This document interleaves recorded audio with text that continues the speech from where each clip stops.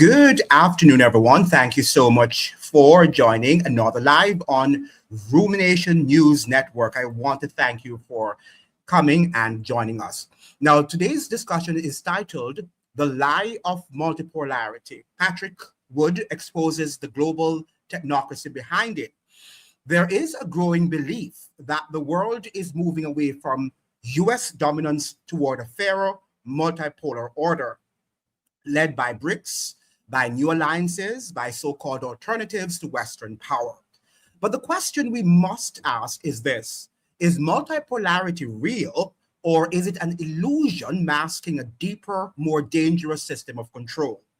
That system, many argue, is technocracy, an economic and governance model that places decision-making not in the hands of the citizens, but in the hands of unelected experts, data systems, algorithms, and global institutions. Today, we are joined by one of the world's foremost researchers on the subject, and we are going to be inviting Sir into well. Good afternoon, Mr. Wood.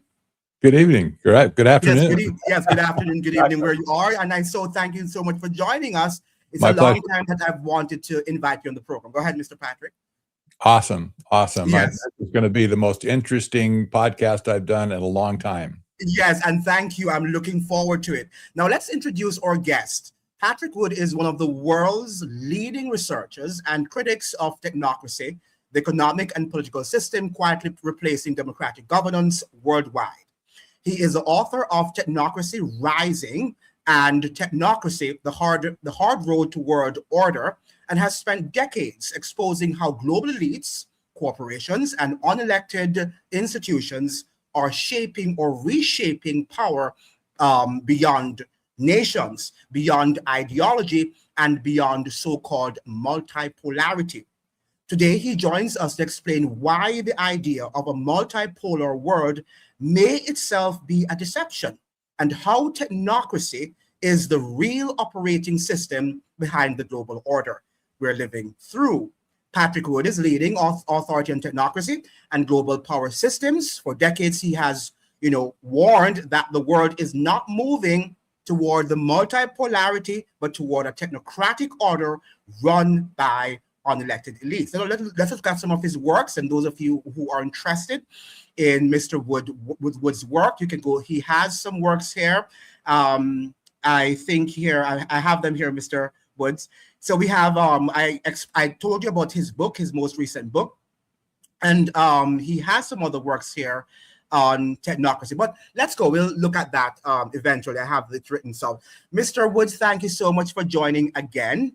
And we are going to be asking you the first question for people hearing the term for the first time. What exactly is technocracy, and how is it different from capitalism or socialism? Wow, that's a great question. Let me start by saying that technocracy started, first off, in 1932 at Columbia University. That was during the heat of the Great Depression. It was a horrible time in America, around the world as well. These scientists and engineers at Columbia thought they could do better than what we had before, like free economics principles. And so they started to create a new economic system called technocracy, ruled by experts, if you will. And by the time 1937 rolled around, we saw this definition. This is the kind of the official definition of technocracy in their own magazine called the Technocrat magazine. I'll read it to you word for word so you get an idea of what they were talking about. They said, quote, "Technocracy is the science of social engineering, the scientific operation of the entire social mechanism to produce goods and services to the entire population. For the first time in human history, it'll be done as a scientific technical engineering problem." Then it goes on, still quote, "There will be no place for politics, politicians, finance, or financiers, rackets or racketeers, technocracy will distribute by means of a certificate of distribution available to every citizen from birth to death. That was, in a nutshell, what they were talking about. It's interesting. They thought that they could control or build factories to produce goods and services for everybody in the system, but they weren't. They weren't just happy to do that. They wanted to control all the citizens as well, and that was the lead-in. This business of the science of social engineering. We see this all over the place today, and I think everybody has an idea that all the propaganda floating around, that sort of stuff. There's many militaries are using advanced tools to target the mind right now. This is very disturbing. But anyway, that's kind of the nutshell of technocracy from the 1930s, at least. Yes. Now, many people think, go ahead, Mr. Patrick, go ahead. Say again? No, you were saying something. I thought I interrupted you. Oh, no. Go ahead. Okay. Go ahead. Okay. Yeah. Now, many people think global elites are confused or reacting to crises. In your view, is technocracy a planned system or an accidental evolution? Absolutely a planned system. And here's why I'll say that. I need to take you back to the founding of the Trilateral Commission, in particular in 1973, by Zbigniew Brzezinski and David Rockefeller. David Rockefeller was the chairman of Chase Manhattan Bank at that point. Zbigniew Brzezinski was a professor of political science at Columbia University. There's a link there. Connect that thought. Brzezinski wrote a book called The Between Two Ages, America's Role in the Technotronic Era. He didn't use the word technocratic or technocracy. That was outlawed in Columbia University from the get-go. They really got burned by the technocracy movement. But nevertheless, Brzezinski picked up on this whole thread. The book that he wrote was basically about technocracy and what it was going to do in the future. And he proposed that there would be a time in the future between two ages that implies there's three ages. You're between two, right? Yes. So what was in the middle was what the Trilateral Commission did to create what they call the new international economic order. That started in 1973. It ran at least through 2000.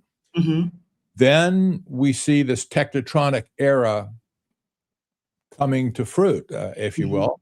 And it was the way Brzezinski described it in the first place. It fits to a T what happened to us since 2000, and especially now in 2025.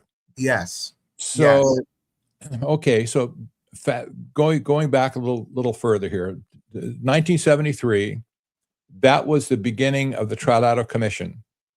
They sought to take over the economic engine of the world. That was the United States. Has always been that way before, but nevertheless, they wanted to take over the economic engine of the world and reform that system into what they called the new international economic order. That was all over their literature, NIEO. And nobody really understood what that meant. Sutton and I had an idea what it meant, but it became more clear to me, like around 2005, they were talking about technocracy all along. Yes. But I didn't have any visibility of historic technocracy until about 2005.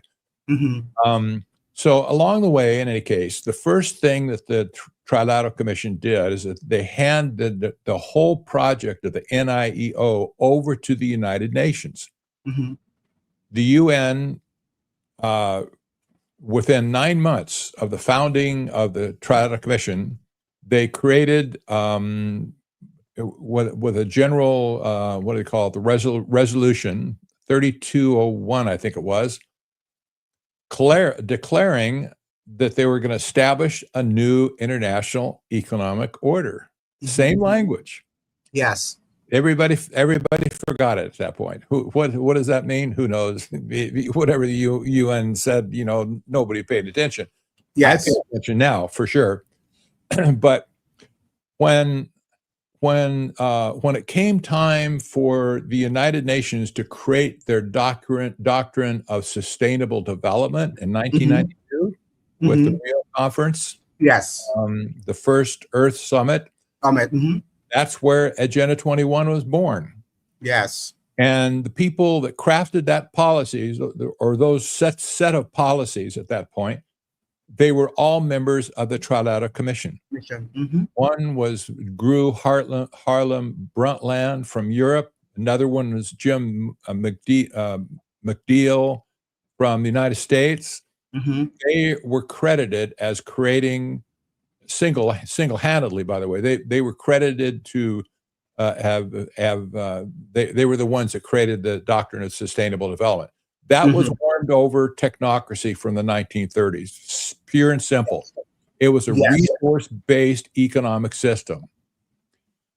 So here we are today. This fast forward, the Trilateral Commission has been in this thing from the get-go, and they're still in it today. We'll talk about that in a minute, I'm sure. But that's the history of it at this point. It was crafted, it was initiated by members of the Trilateral Commission in the 1970s. Then it went into the United Nations, and they spread it to the whole world. Yes. What I wanted to ask you is the new economic order aligned with the non-aligned movement? Are these two of the same agenda, or are they distinct?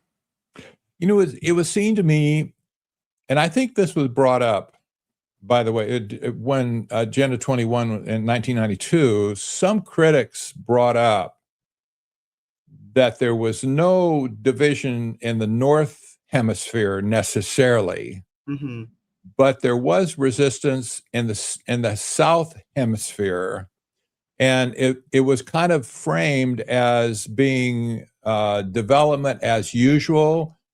For the North, the kind of screw the South, so to speak, or resources, right? The whole thing has always been about resources. So, nevertheless, I think at that point there was no superpower in the South to resist. That's my point. There was no counterbalance in the South. Maybe South Africa, but they didn't. Certainly no country in South America, they couldn't resist either. So whatever the Trilateral Commission set out to do to create their new international economic order, everybody in the world, especially in the South, pretty much went along with what they said to do. Yes, and that was at the height of the Cold War also, where lots of people, even in the Caribbean, Grenada suffered from it, Jamaica suffered from it, Guyana also suffered from it under Burnham, where they were moving towards the Soviet Union style, economic model, and the United States destabilized this country. And we all know about the invasion of Grenada in 1983.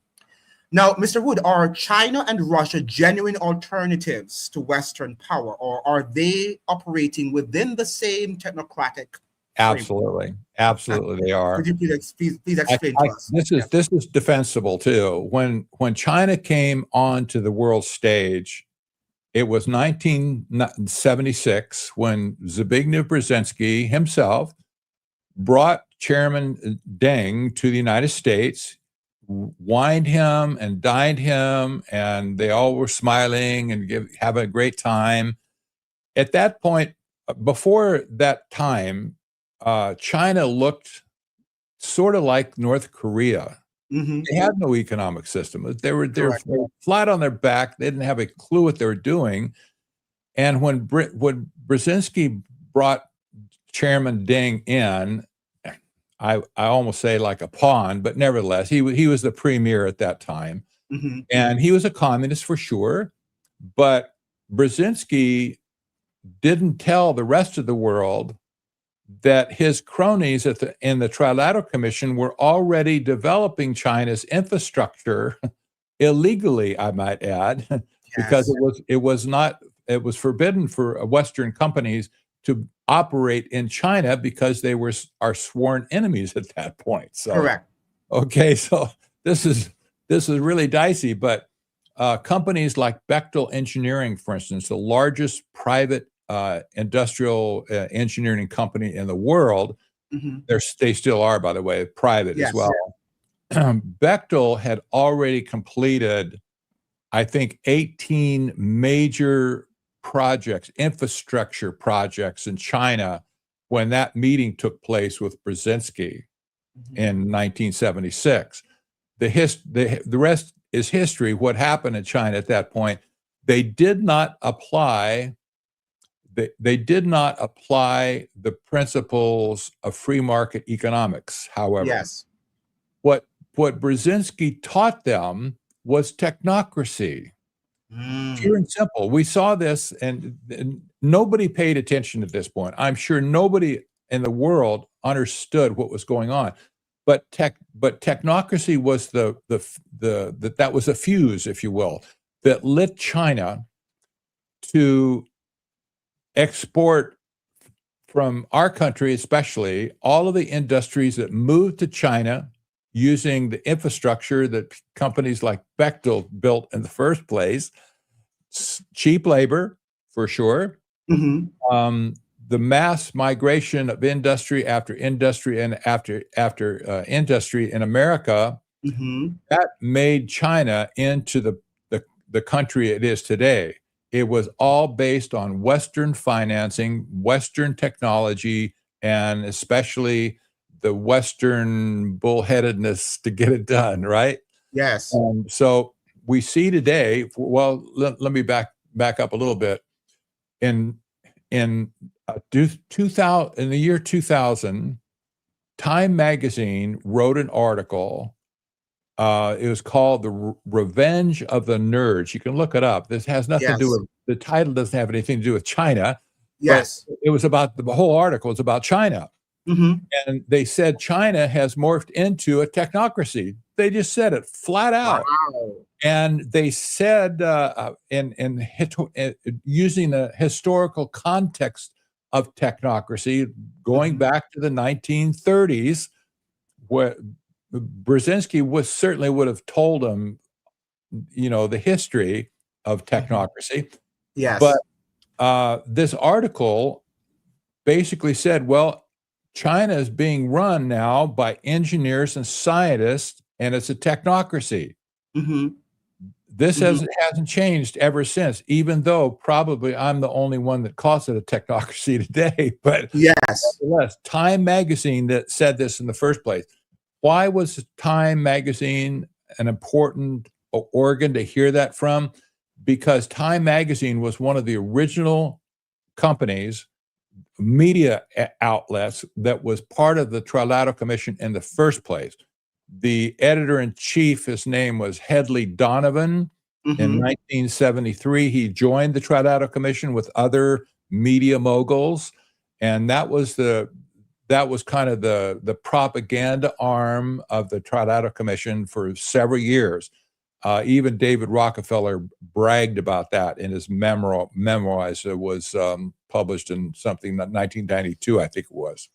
So, okay, so at that point, well, China at that point was established as a technocracy, and it has been ever since. Now, having said that, America is morphing into a technocracy as well. It's been working on this for a long time. The technocrats in Silicon Valley, especially, those technocrats, there's a revolving door between China and Silicon Valley. The technocrats in Silicon Valley are perfectly fine working with any technocrats in China. That's always been the case, by the way. But you see people like Elon Musk. He can go to China and get business done there, and he can come back to the United States. They love him there. They love him there. So, okay, that we'll take China off the list for a minute. Talk about Russia, perhaps. But at this point, there's no difference between China and the United States as far as technocracy is concerned. They're both trying to achieve the same goals, and that includes the science of social engineering, the creating of a certificate of distribution for every citizen from birth to death, and everything in between, the total surveillance society. Credit scores, yeah, a credit score system. Exactly. Yes. Yeah. Yes. So, But before you move on to another country, Mr. Wood, the Chinese model, you would agree, is perhaps more prosperous than the US model at this moment. The Chinese technocratic system seems, I'm not sure, I've never been to China, but it appears to be much more economically prosperous than the model in the States. How do you explain that? This makes sense to me perfectly well, because China started from scratch. There was no capitalist system behind China before 1976. They were flat on their back. So they started out with a technocracy from the get-go. We had to wrestle, or in America, let's say, I'm not putting myself in that battle. Correct. But we as a country had to battle with technocracy versus capitalism. We see at this point that capitalism is losing and the technocracy is gaining. Yes. But that's why we've had more of a rough time, if you will, getting past the independent spirit of the American people. And, yes. So at this point, it seems like to me that the American people are kind of giving up.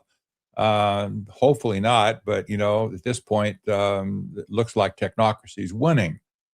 So, time will tell, just how long it's going to take. I think probably by 2030, the score will be in, and I think we're going to lose. Because again, you're saying education, and if people are hearing terminologies or they're not aware of terminologies, when I first heard the word technocracy, it was in the 1990s. I didn't understand what it meant as a youngster, but I thought it was just a very sophisticated word for those who are working in government. They're technocrats. I did not understand. It was from you that I learned it from, and from among other people that I learned what this technocracy was all about. So I think that it comes with education. And right now, we're hearing that capitalism is the enemy, when really it perhaps is technocracy. How would you respond to that? I would. I've said for a long time, probably 15 years now, that technocracy is the clear and present danger for any Western society, and for the rest of the world, for that matter, because technocracy has set its sights on the whole world at this point. Not just America. It's not just China either, but you have to wrap in every other country in the world, including everybody in South America and the other continents south of the equator. And India as well, China, everybody's going to be subsumed into this technocratic world, if you will. Yes. Yes. And so it does, however, we see it's branching out of America where the core of the radiator is, if you will. It's Silicon Valley. It's always been Silicon Valley, apparently.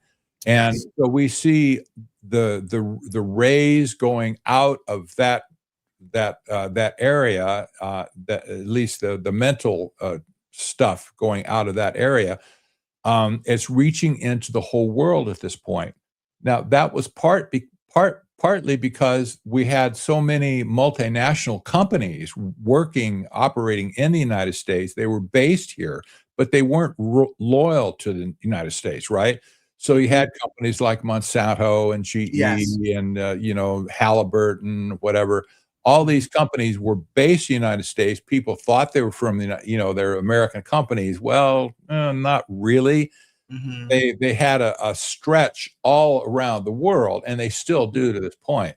So when, for instance, when AI came on the scene, even just this year with President Trump, he's been pushing AI big time in America. He's greasing the skids, so to speak, to make it happen. Well, in the AI action plan that was created about 3 months ago or so. One of the pillars in that document dealt with exporting all of our so-called full stack development platforms, the hardware, the software, the operating system, and the applications. The third pillar was concerned exporting that technology to every ally that they can get their hands on. Yes. And that means at this point, that's going to create an explosion, if you will, of technocracy worldwide, because anybody who approaches the United States, we're the leader, it's so they say, we're the leader in this technology, they're going to be wrapped into the net, if you will. And that'll be probably the end of their sovereignty as well.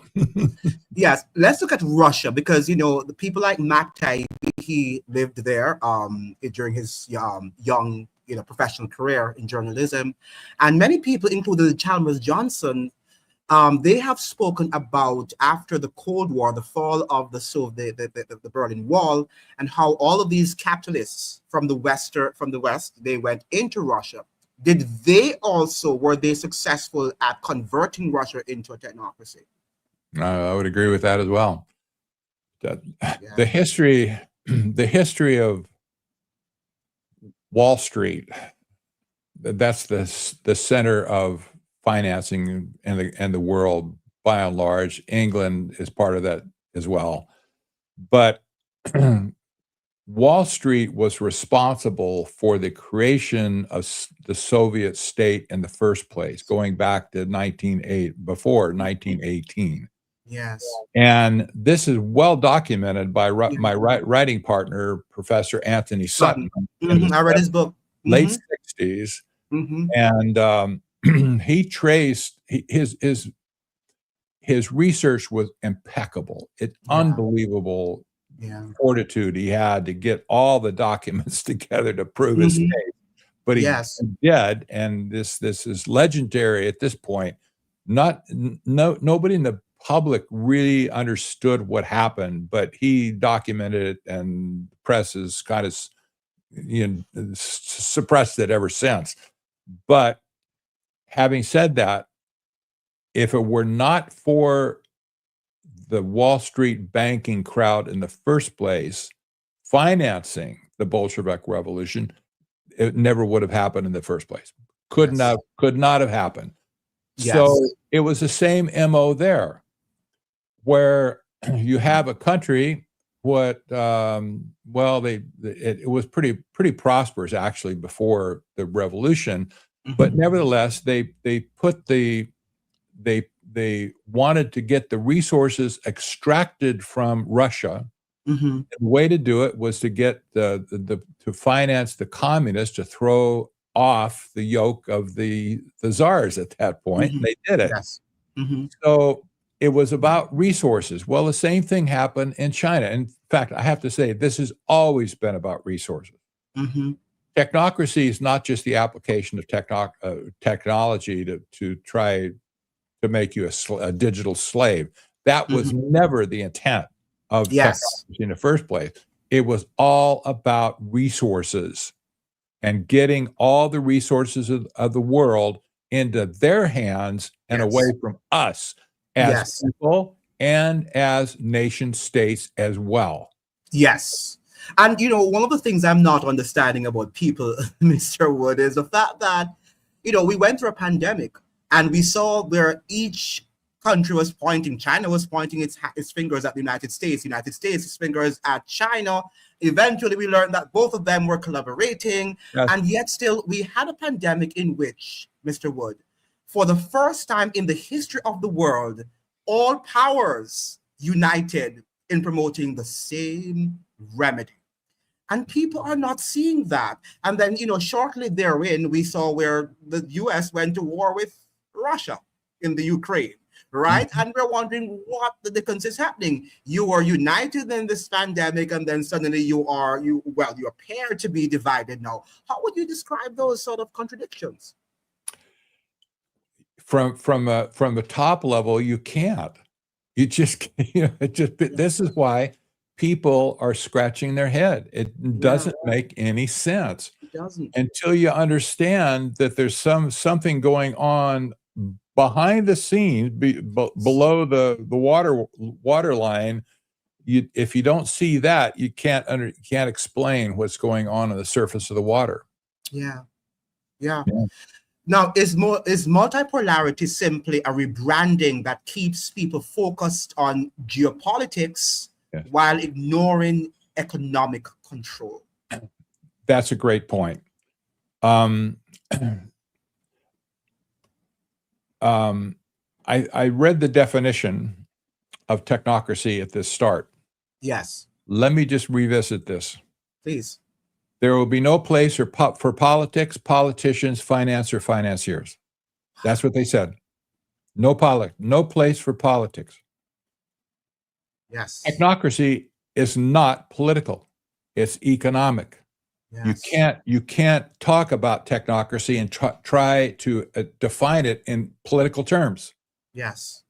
And even economic terms don't work anymore because technocracy is crazy in the head and you can't use the old tools to figure out what's going on economically. Right. But it's an economic system.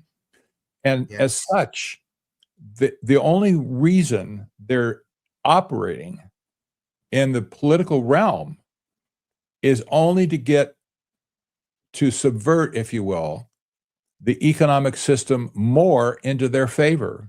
Yes. And out of our favor.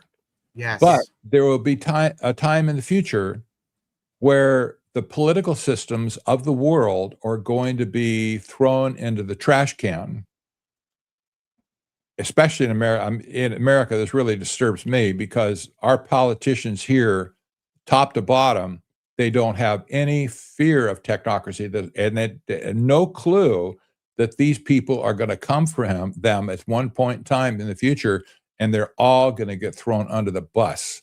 Yeah. This has been technocracy's goal from the get-go, is to destroy the political systems and simply rule by scientific fiat, if you will.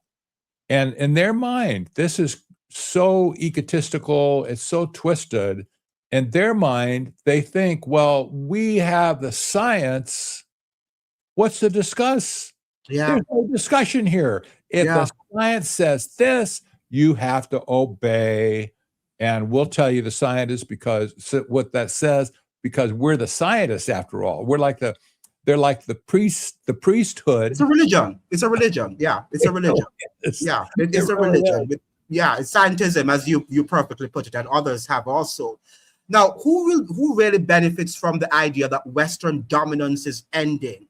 Everybody's saying that in the media right now, and ordinary people or global planners. So we're seeing when you go to university, you're tired of hearing the same rhetoric, how, the Western countries are demonic and the Eastern countries are the ones who are for freedom and for containing US power. Now, where is that coming from? And are we being deceived? This is the rhetoric that's been around forever. Even in the book 1984, you might remember that it was George Orwell. 1948. Yes. There was a war going on continuously.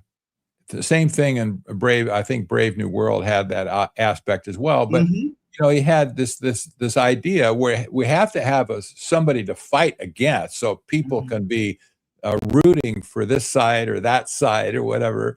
And it's like a football game, right? Everybody gets excited about a soccer match or a football game, right? And they go, I'm rooting for whoever, fill in the blank. This is the narrative that's put forth for people to get engaged politically now, not no economics here at all. This is always just a political rhetoric. Yes. And this has been so successful over the years, and it seems like the public never catches on from one to another and another. They never get it. They never get the picture. COVID is a good example of that, probably. Yes. You would Yes. think at this point, everybody in the world would be on to what Pfizer did and Moderna and how the World Health Organization was involved in it.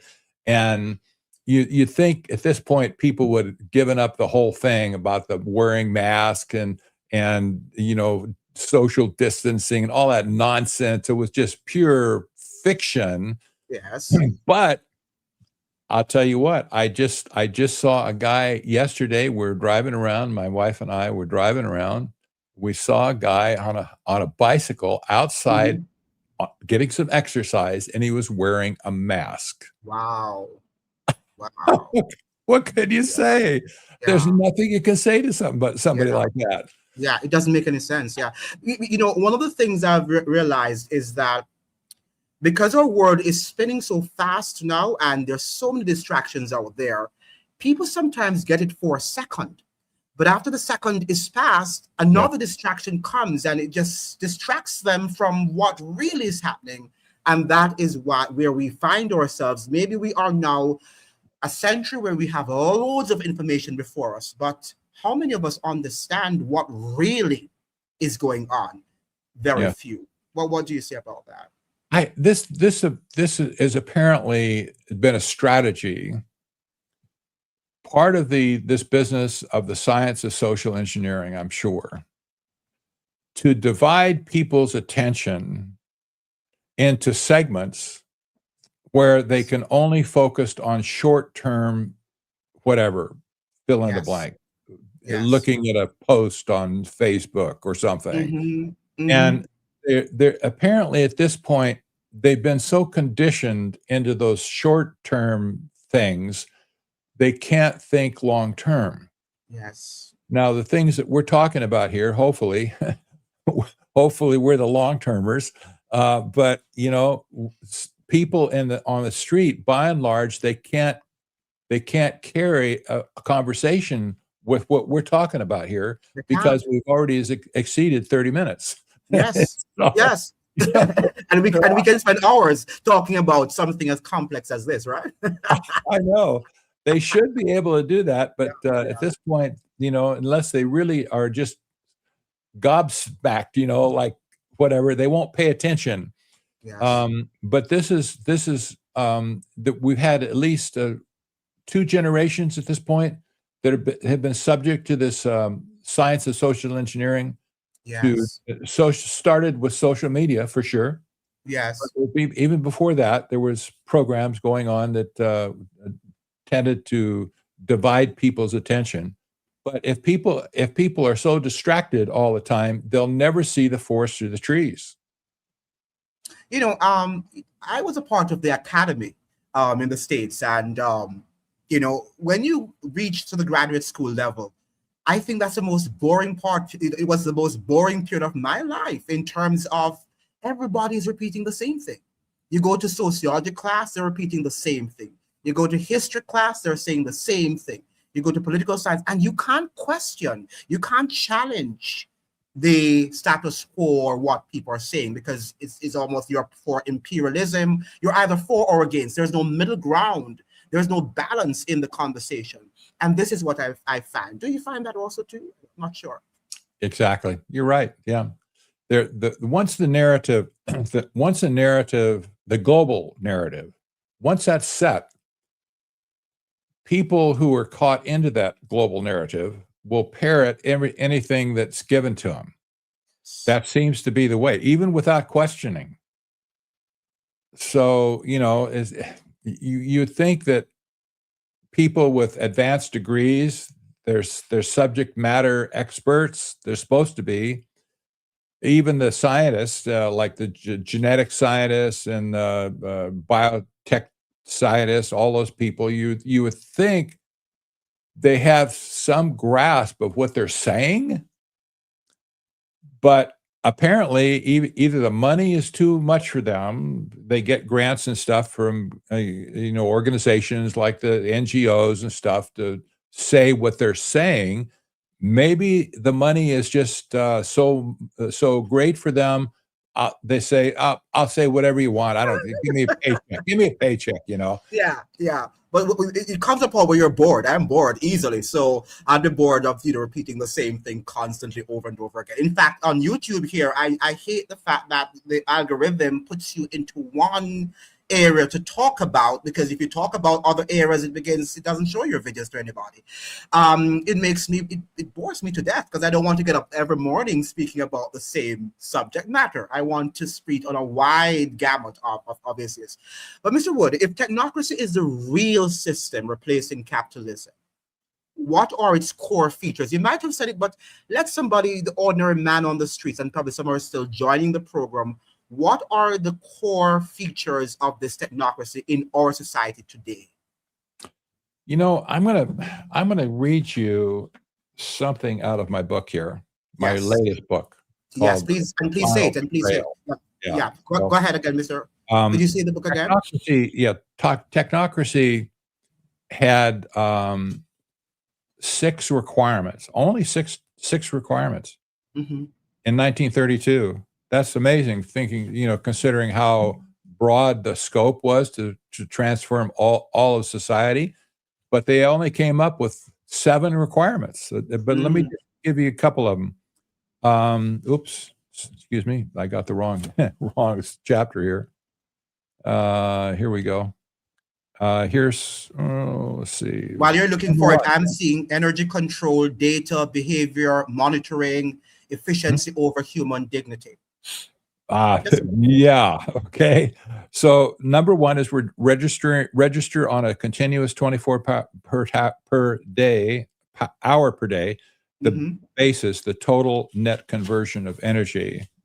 That was a big thing. They understood that it took energy to run all the mechanisms of society. Number 2, by means of registration of energy converted and consumed, make possible a balanced load, right?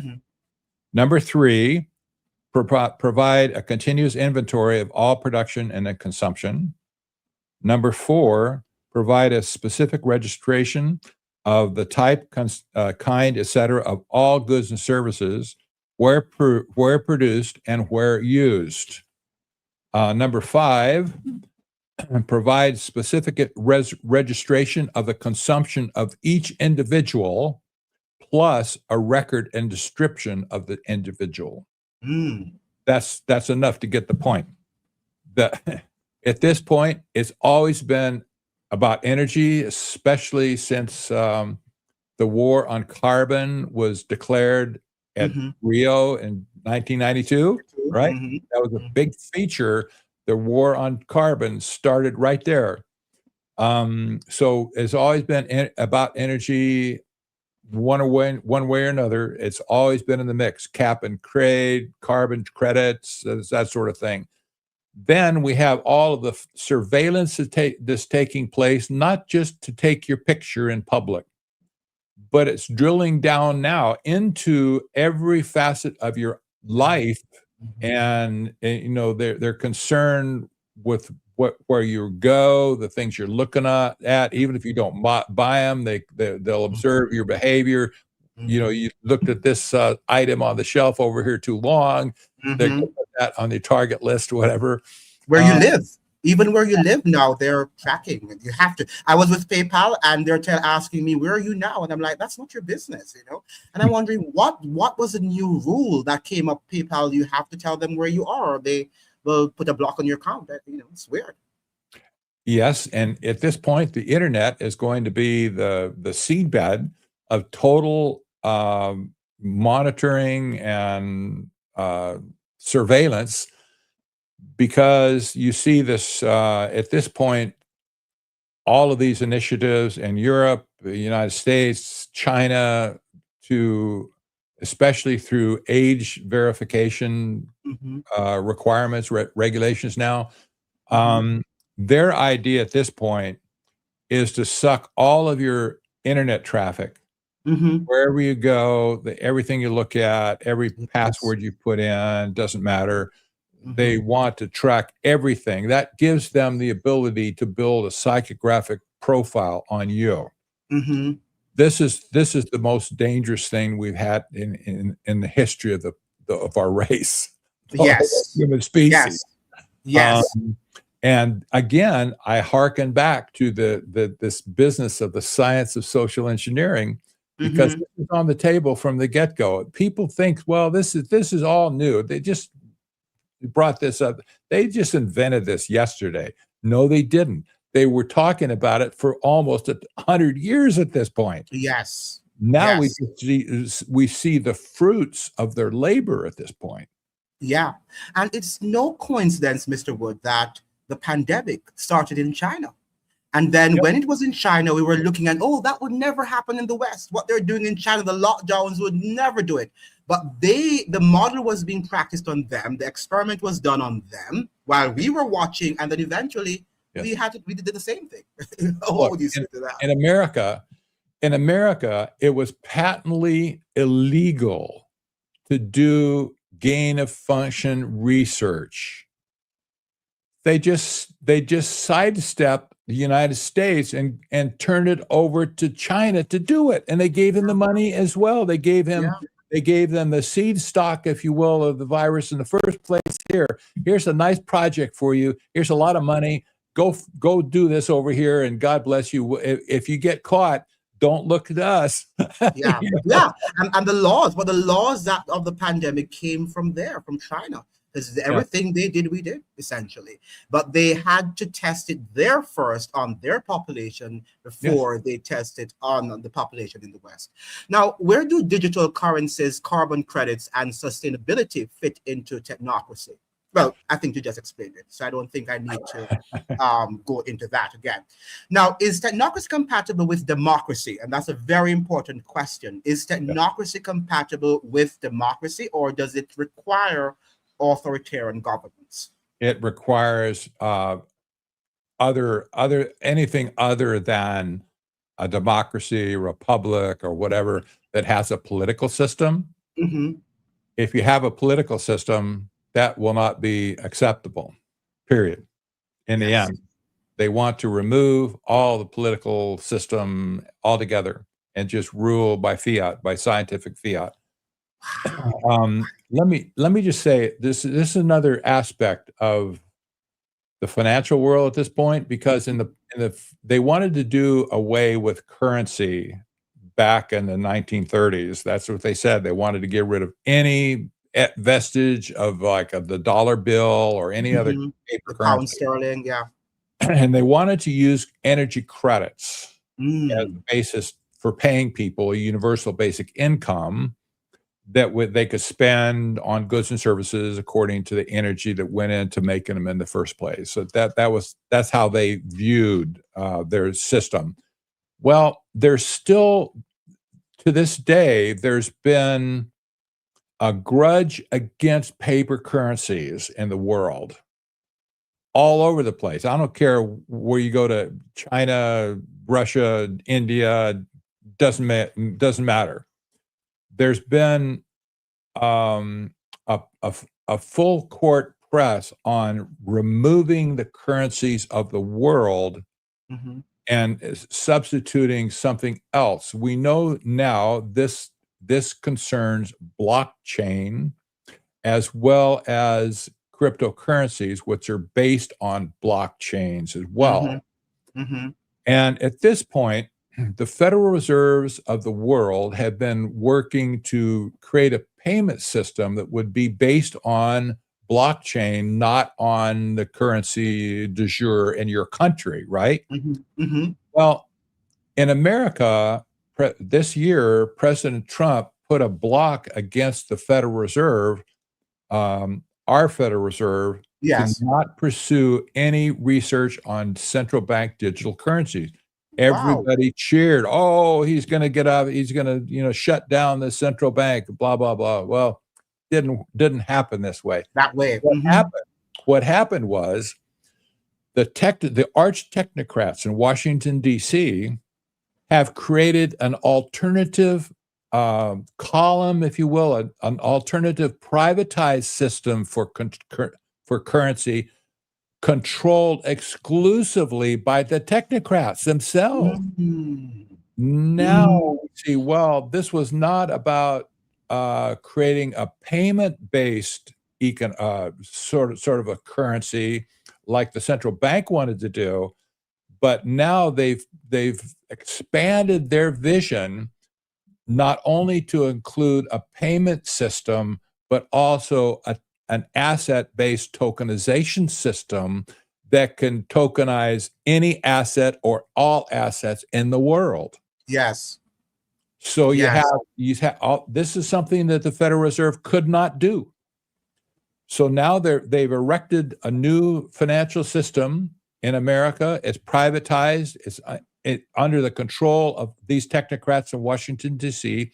I say specifically people like Michael Kratsius, David Sachs, the AI and crypto czar, Howard Lutnick, the Secretary of Commerce. These are the people that are controlling this new financial system.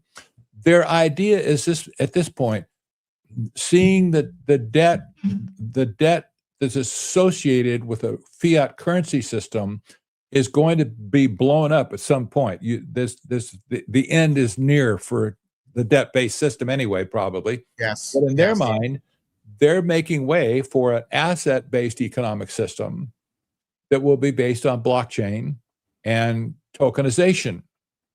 Much in the same way, by the way, that Islamic finance has been operating for years. Mm-hmm. It's going to be very compatible with the Islamic finances system. That's very, very disturbing to me. But the technocrats in the Mideast who want to dominate FinTech at this point, they've always been teamed up with the technocrats in America and China and everywhere else to create this new type of economic system that will be otherworldly, as opposed to what we know in the past, okay? An asset-based system is going to be the type of system where all of the assets of the world will not be in our hands. It'll be in the hands of the technocrats, the arch technocrats, who will then be able to accumulate all of these tokens into their portfolios, into their sovereign wealth funds, for instance. And companies like BlackRock, for instance, who by the way, Larry Fink, the head of BlackRock, just said recently that he foresees a day when all the assets of the world will be tokenized. Wow. I know. And this is the same Larry Fink that just ascended to be the co-leader of the World Economic Forum since Schwab got thrown out. He retired, right? Yeah. In disgrace. Nevertheless, he's out. And Larry Fink is in. And by the way, Larry Fink happens to be a member of the Trilateral Commission. Yeah.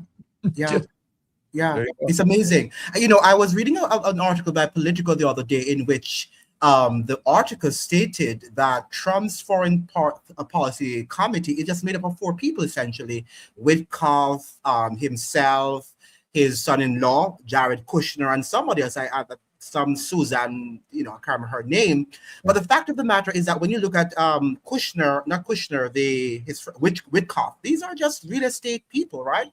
So in other words, they're there now, and foreign policy is going to be based on how much of the resources of all nations that these people can, get. And that's hence the war with Maduro and all of what is happening there in Venezuela. Now, are institutions like the IMF, World Bank, and World Economic Forum that you just spoke about pushing technocracy intentionally? Absolutely. They're part of they're part of the club. They're part of the club. Yeah. And you can't get away from this. People like Peter Thiel, for instance. I think Peter Thiel is probably the head architect of the whole system at this point in Washington, D.C. He's certainly at the top of that. So Peter Thiel, the co-founder of Palantir, that's the most egregious surveillance company in the world, in my opinion, at this point, right? He's leading the pack. He's crushing the competition. He and his co-founder, Alex Karp, the current CEO of Palantir, Alex Karp and Peter Thiel together, well, separately, they are members of the steering committee of the Bilderberg Group. Yes. That reaches all the global elite in the world. Yeah. And I have to fast backward to the Trilateral Commission started by Brzezinski and Rockefeller in the first place. What they did before they pulled the plug on doing this, starting it, they first bounced the idea off the Bilderberg Group. That's where they got the encouragement. Basically, they said, "We'll be right behind you. You go do that. We'll be right behind you." And they did. They were all behind him at that point. The Bilderberg was a very important discussion group. You can't call them a policy organization, but they're not. They don't write policy papers. They just discuss stuff, but nevertheless been very, very important. Now, Peter Thiel and Alex Karp have 2 positions on the steering committee. My guess is steering committee maybe has 10 people, maybe less. I don't know. But if they have 20% even of the say on who attends the meetings in the first place, that's a big deal. Okay. Yeah. These are, we could call these people deep staters, I suppose. Yes. Now, why is technocracy rarely, I should say, why is technocracy rarely discussed openly in mainstream media? Why, if they're doing all that they're doing and they have all of this power, why do they fear talking about it in mainstream media? You would think somebody would get a clue, but I'll tell you what, at this point, I'll just look at Google, for instance. Google owns, they control 95% of the search traffic in the world at this point. Unfortunately, when my latest book just came out, that would be this book, The Final Betrayal, on November 4th. Okay. It took Google about 12 days to identify me as the author of that book.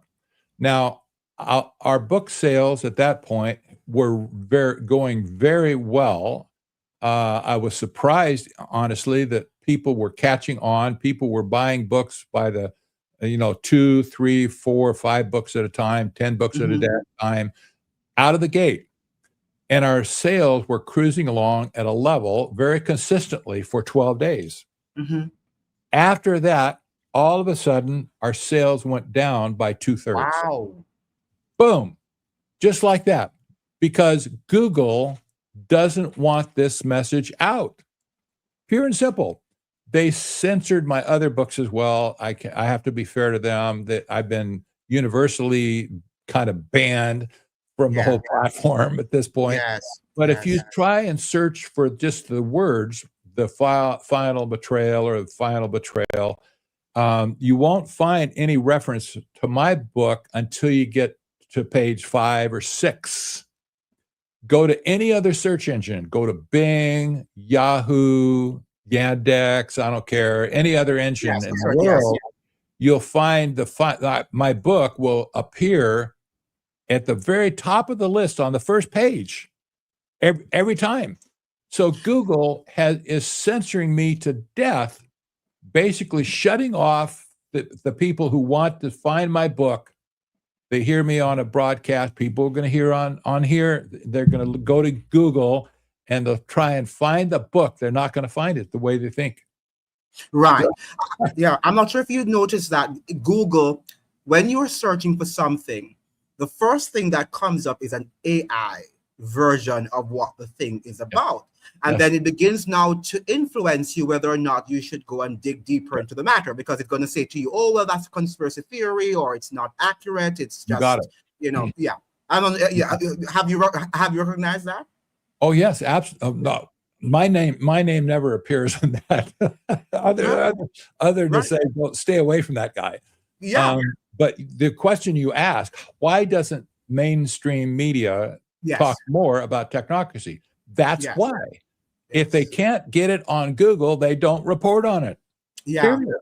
Yeah. And if AI is driving all of this search engine, well, Google at least, then it's going to be a lot of errors that they have. Because do you know how many times I have to argue with ChatGPT that Mrs. Kamala Parris Bissessor is the Prime Minister of Trinidad and Tobago? It keeps on telling me that that's inaccurate. It's not true. Keith Rowley is still the Prime Minister even today. I have to be saying, where are you getting your information from? And this is AI, So when we think about the errors that they're spitting out to us a lot of times, if we're not aware, we are going to become an illiterate people. That seems to be the direction that they wanted to take us, basically, to make us illiterate, functionally illiterate. Yes, functionally illiterate, correct. Yeah. Is censorship a necessary feature of technocracy? Because that's what we are talking about now. Is censorship a feature of? Yeah, absolutely it is. Yeah. Yes. The narrative that they've created along the way is the official narrative, and anybody that bucks it is going to be thrown out. Period. Mm-hmm.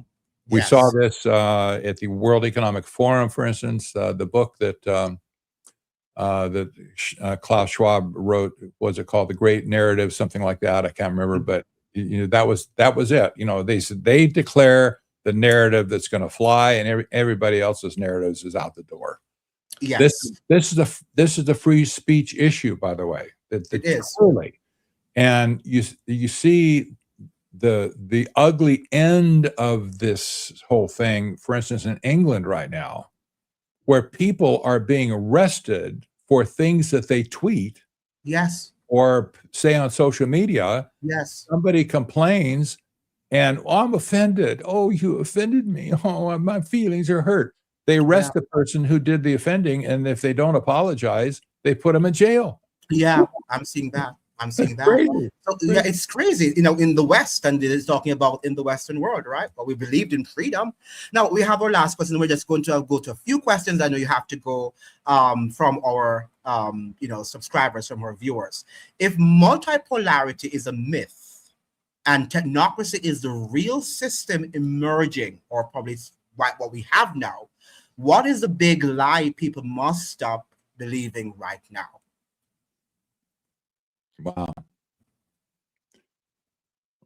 Well, everything excluding technocracy, you're going to get pay dirt if you just focused on technocracy. Yes. To understand what's going on in the world.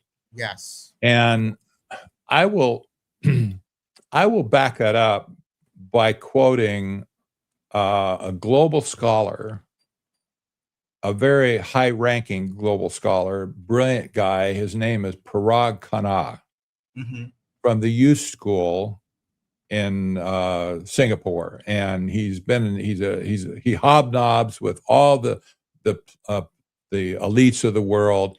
He's a featured speaker all over the place. He's been a strategist along the lines of a Zbigniew Brzezinski. I think he's that brilliant. He wrote in one of his books, like a phrase at the beginning of the book. He said, "We're building this system, the global system." He said, "We're building this system without a global leader." Just think about this for a minute. Now, this guy's not a Christian. He's not hardly, but he flat out said, "We're building this global system. The system is the thing. The system is the thing." This is my point. That was my takeaway. The system is the thing, not all these other things you think that are substantive in the world. The political system that you have, whether you think it's communism or democracy or a republic or whatever, or you're from India, they do things helter skelter, or it doesn't matter. That they're building a system that will capture the whole world. This is my point, and this is what I see technocracy. By the way, Khanna wrote a book called Technocracy in America in 2015, I think it was. And it was a searing critique against America that said basically capitalism is broken, democracy is broken, we need to have a new form of technocracy to take everything over. Well, in his mind, he understands technocracy fully well, I'm sure. Mhm.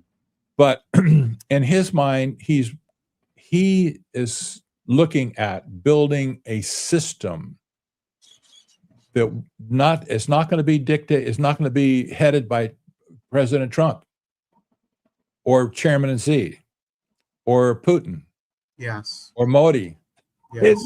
The point is the system is going to subsume all of them at some point. It is, yes, yes. And we can't talk about the spiritual component today because that is another big topic in terms of this technocracy. Now, let's look at some of the comments, Mr. Wood. Multipolarity isn't equality across nation states and their citizens. It does, however, it is a threat to the U.S. hegemony. What would you say to this writer here? Well, whatever you think, I'm from the U.S., okay? Absolutely. Obviously. When you talk about the U.S., you're talking about not the people of the country. Mm-hmm. Whatever the U.S. is, whatever that means at this point, probably you can say, well, are you talking about the oligarchs, the arch technocrats that are running everything right now? Is that the U.S.? Correct. Well, if that's the U.S., they're in league with all these other technocrats around the world. That's not, this is not benefiting us in any way as a people. So it's a tricky way to talk about the U.S. hegemony. We've been exporting this technology to the world intentionally. We gave it to China. We gave it to Russia. We gave it to European Union nations and anybody else in the world who'll take it at this point. They're going to get loaded up with all the AI stuff.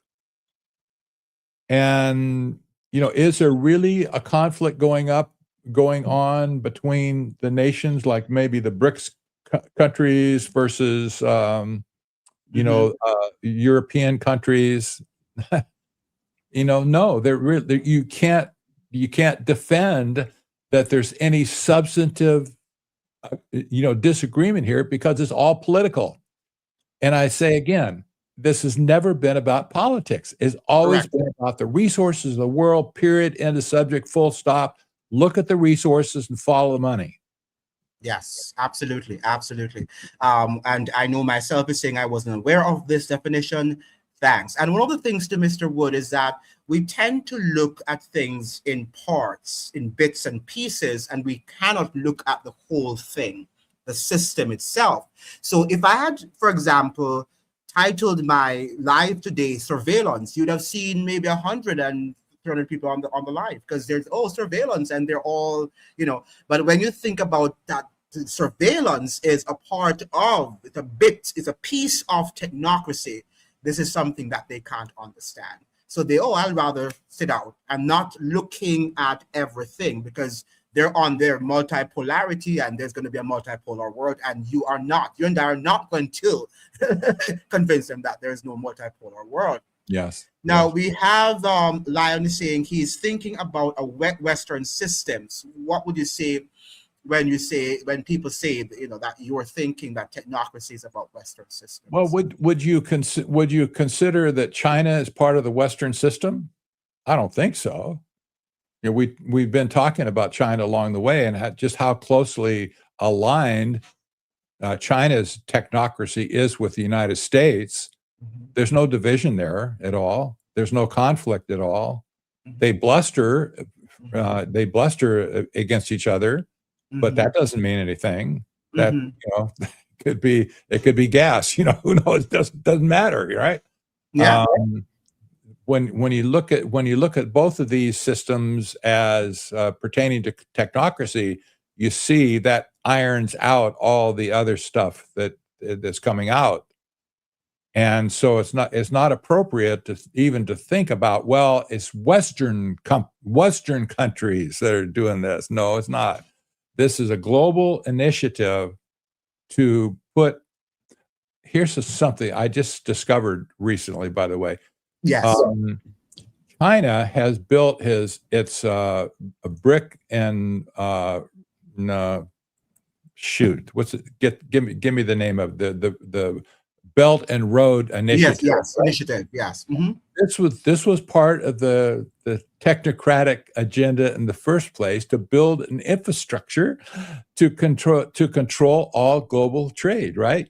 Hmm. Well, recently Panama signed off or out of the Belt and Road Initiative.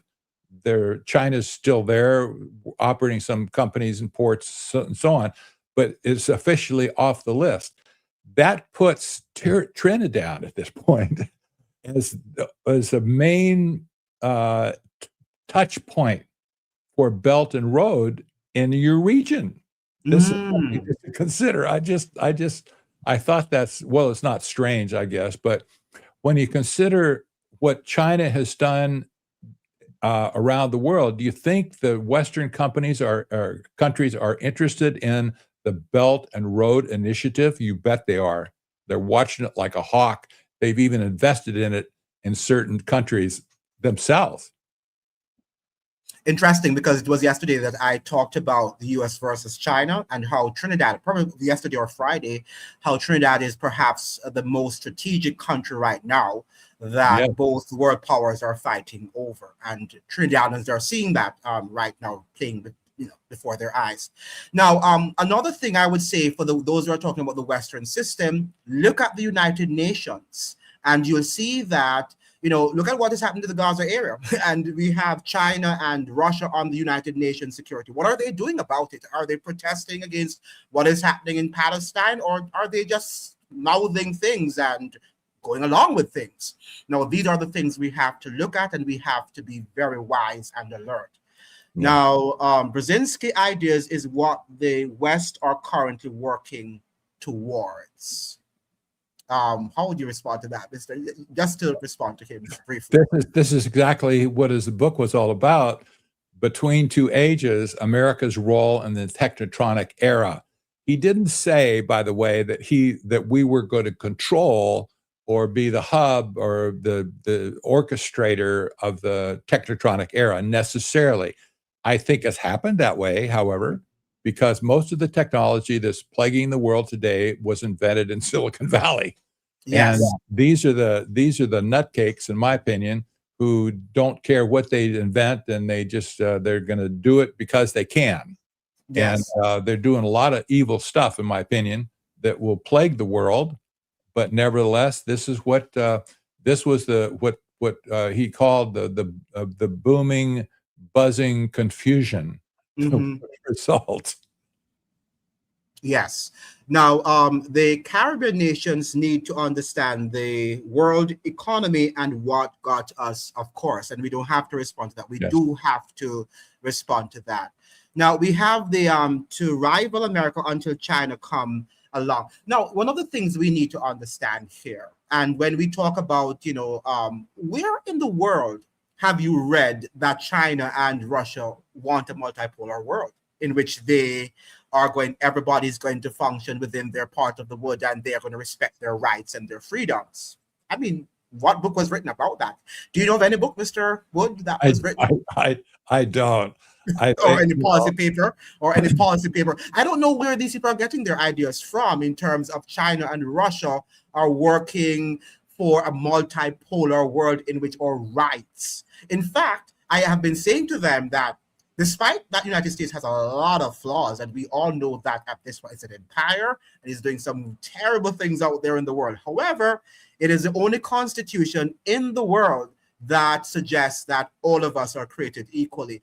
And without that constitution, slavery would not have ended. A lot of things that we're fighting for and against in the United States and the world at large would not have taken place. Would you agree with me on that, Mr. Wood? I will. And unfortunately, these arch technocrats in Washington, D.C. right now, their stated position is that democracy is over. Yes. And that means that the constitutional republic as well. So they have no respect at all for a constitution. If they can wipe it out summarily, they would. The only thing that's holding him back at this point is the American people ourselves, who many of which understand that the Constitution is probably the greatest living document in history that has been able to survive for 200 years. But stuff goes away about every 200 years. Things get flipped, and seems to be what's happening today. Yes. Now, suddenly they've also plunged us into race wars now. So as you're saying, they're moving us away from economics to warring amongst ourselves or ethnic backgrounds. So those who are white, those who are Chinese, those who are blacks, and so on. So we have Lion Champions saying white man arrogance and hubris. They always have to take credit for other people's success. And what would you say about that, or how would you respond to that, Mr. Wood? Well, let me just think about this a minute. Yes. Well, Brzezinski, of course, was white from Europe originally, correct, from Poland, right? Came from Poland and to America, and he had an accent till he died. But you see, it's not exclusively white people per se. There's been a lot of Black people and Indian people, especially Indian people, probably mixed in as well. But considering that America was a melting pot from Europe in the first place, it's not surprising to me that the arrogance kind of centered here. Yes. It invites anybody else who wants to play at this point, it seems like, who's a narcissist or a pathological type person to join. But Brzezinski, whatever he's saying here, that Brzezinski didn't tell them anything. Yes, he did. He told them an earful. And whether you like him or not, I don't like him at all. I have no respect for the man's ideas, but I can understand he was one of the most brilliant strategists of the last century, especially. And he just died a few years ago. Yes.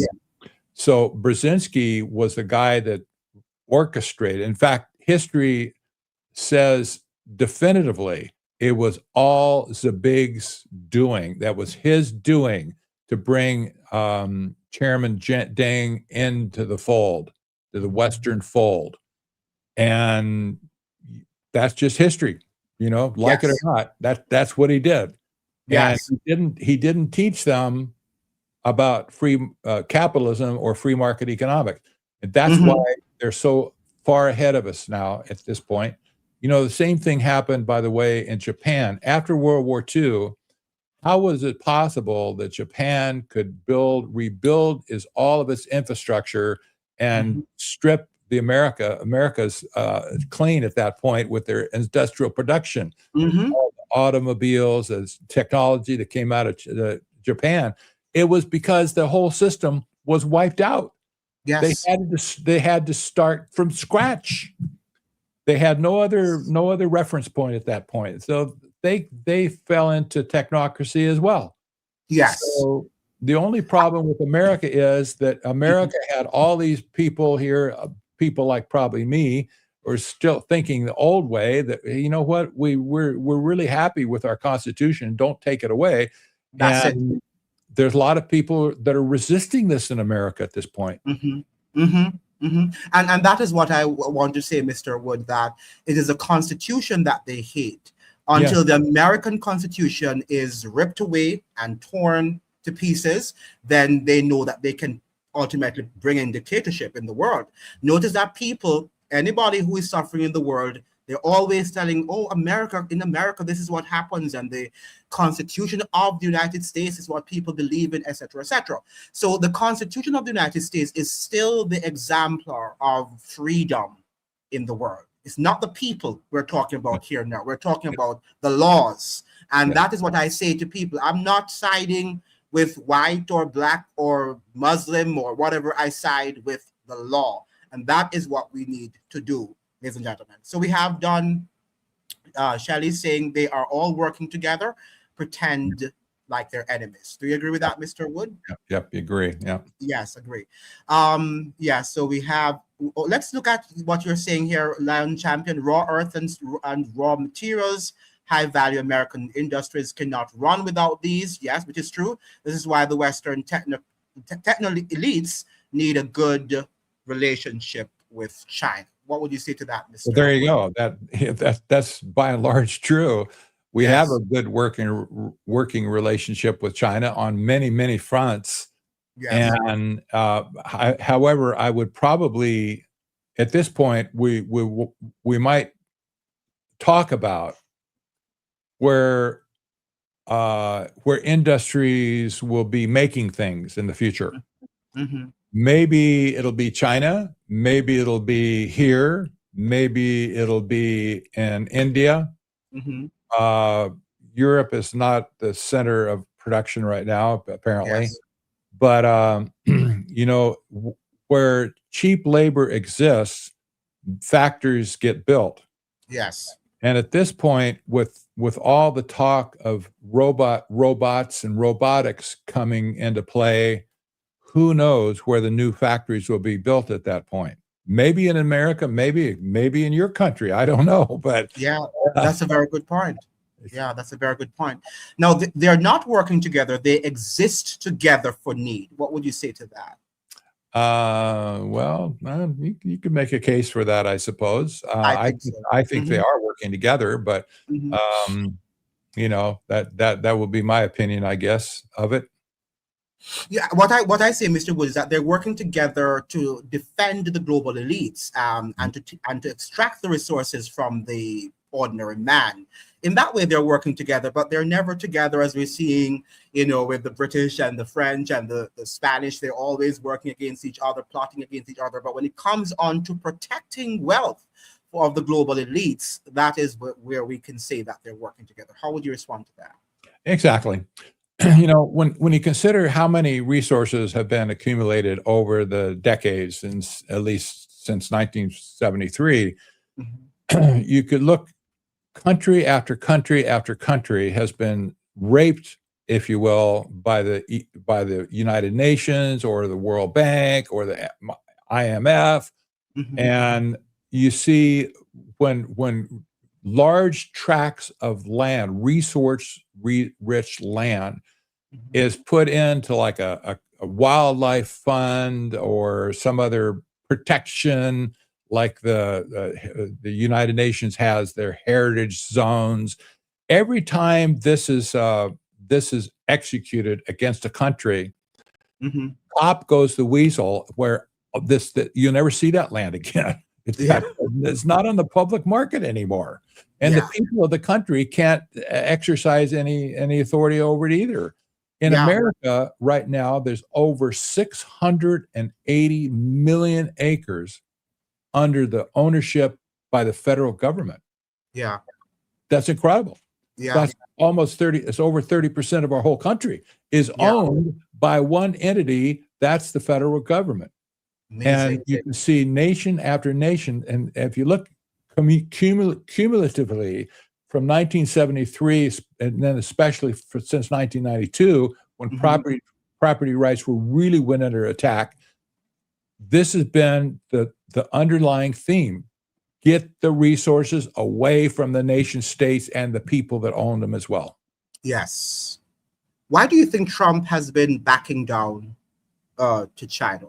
Why do you think he's not It's attacking China? there's just theater, just It's pure theater. Absolutely, theater. absolutely. And I wish there was a book I was reading, Mr. Wood, about how the American families, the elites, I think the writer, it's an American writer too, termed them the sort of global monarchy.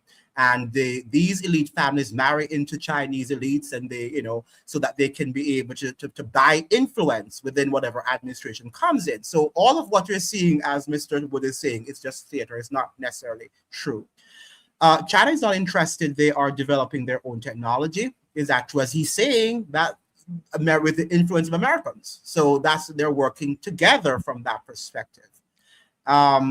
Yep, all of them all pretend, but actually lives rather are being lost. So we are the pawns. They have the same goals, and that is true.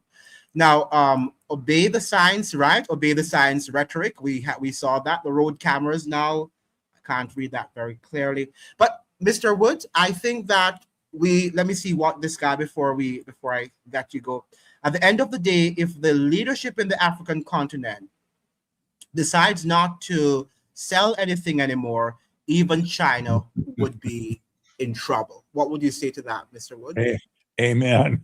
If they would team up, that China would be out of business at this point. But then again, the United States would have been out of business the same way before China exerted itself in the African continent in the first place, and before that, the British as well, right? So yes, Africa has been a pawn in the hands of the global elite. They always has been. If they ever got wind, we could do this ourselves. We don't need them at this point. They would be a new point on the quote unquote multipolar world. yes. And when you look behind the scenes, as you're always saying, the same guys they're part of the trilateral. There are all these communities that they're a part of, the Freemasons.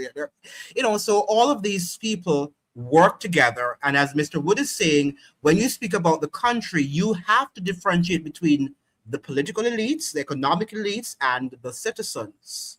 And oftentimes, the political elites and the economic elites work against the citizens. So don't think about Africa and think the leaders are working in your interest for the most part. Or when you think about North America, that the leaders are working in the interest of North Americans. That is not the case. But people still think like that. I don't know why. Now, no, they need a good relationship with Africa. Do you think that they don't have a good relationship with Africa, Mr. Wood? Well, certainly, I don't know how the Africans, honestly, I don't think they have any love lost for China. China's a hard taskmaster. That I've heard. I haven't been there and seen it in person, but I've heard that. They're hard to get along with. They're very hard on the labor, et cetera. So, Africa gets economic benefit from it. Probably not enough in their mind. Yes. But the people get something out of it, and certainly the leaders in Africa get something out of it, because most of them are on the take. Probably, they get enriched from the trade. And lots of kickbacks. China has been always it's not against their morality to issue bribes to people, so they freely can give bribes to anybody they choose if it gets the job done for them. So it's a curious relationship for sure. I don't know I don't expect that Africa is getting the best of the deal. That's just my thought. I think what obtains for Africa obtains for the Caribbean as well. I think that it is what it is, that they come and they give they make like ports and build bridges and all of these things. At the end of the day, they get prime lands, and they get their the government, they pay these people, the elites, the political elites, economic elites, and they get what they want, and people are happy. But at the end of the day, the country doesn't own anything. Like the other day, a Barbadian was saying to me, well, Chinese are wonderful to us. And then he's telling me all of the things that they build. So my question to him was, what do Barbadians own? And he never responded. Because essentially, I'm sure he knows that we don't own anything, but we're seeing nice bridges, and we're seeing nice roads, and a good hospital, a world-class hospital being built. So people blind their eyes and think that because that looked like development, they say that we're doing well. But if we don't own anything, essentially, who are we if we don't own prime lands? What would you say to that, Mr. Wood? Wow. This has always been about private property in the first place. The private property was written out of the economic system in 1932. Yes. It didn't spread far and wide at that point, but that's always been on the chopping block, because this is what makes economies thrive or not. Private property has always been the bedrock of any stable economic system in the world. I don't care who it is. Correct. I don't care if it's a communist or anything else in the world. Correct. Private property is essential for spreading the wealth, if you will. That's not, I don't want to say spreading wealth, but allowing the people to create businesses, industry, and employ people, make things, etc. If you don't have capital to do that, and that's private property, you're going to be forced out of the economic system eventually, and you'll become a ward of the state at that point. Yes. This is what they wanted to do. This is what Agenda 21 is all about. They said openly, you shouldn't have the right to own land. And, they said the state should own the land and you shouldn't, because you do selfish things with it and you're not serving the common good, whatever that means, right?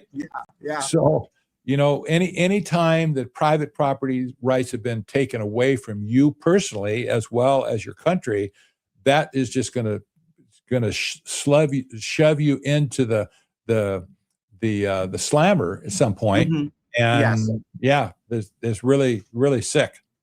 Yes. I'm not sure also, Mr. Wood, if you read your Bible, if you're a Bible believer, but in Revelation 17, it says that all are of one mind. And this is what we're seeing, exactly what we're seeing, that there is an ideology that governs them.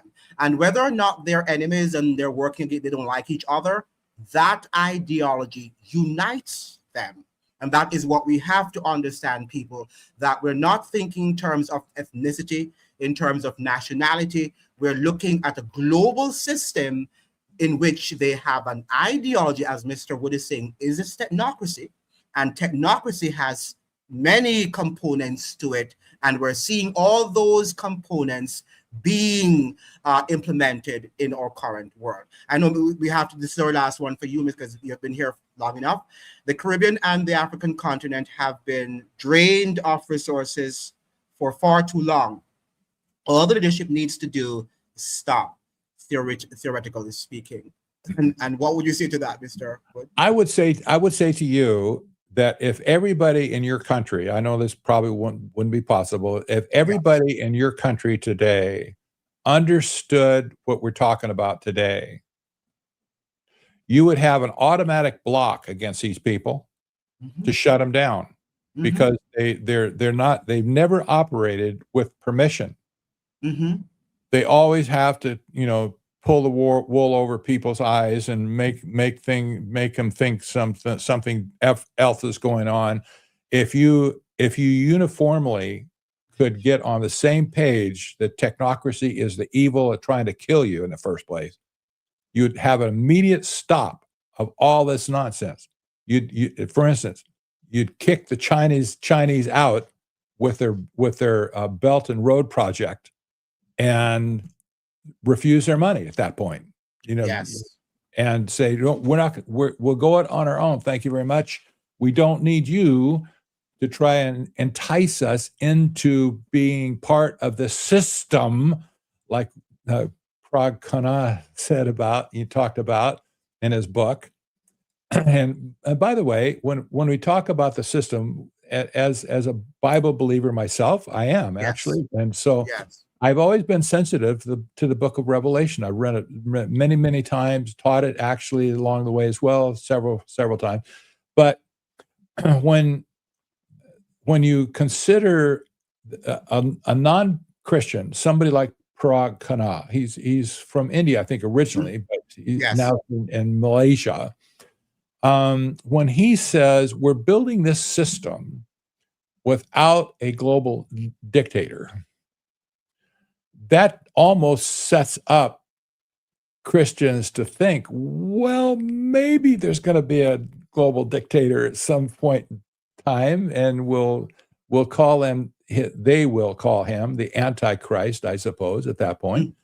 But there will be a dictator at some point that will take control of this whole system and use it for all different purposes to control the world autocratically and unilaterally.